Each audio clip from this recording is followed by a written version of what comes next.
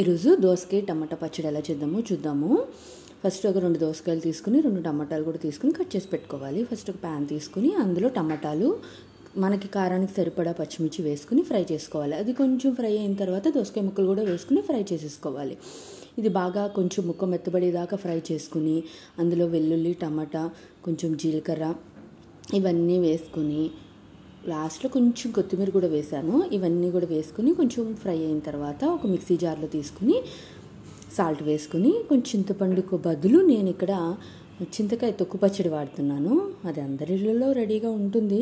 చింతపండు ఎందుకులే, ఇది ఇంకా టేస్ట్ చాలా బాగుంటుందని చింతకాయ తొక్కు పచ్చడి కూడా 1 స్పూన్ వేసుకొని మిక్సీ పట్టుకుని తర్వాత దాన్ని ఇంగు వేసుకుని తాలింపు వేసుకున్నాను. ఇది చాలా టేస్టీగా ఉంటుంది. వేడి అన్నంలో నెయ్యి వేసుకుని తింటే ఇంకా బాగుంటుంది.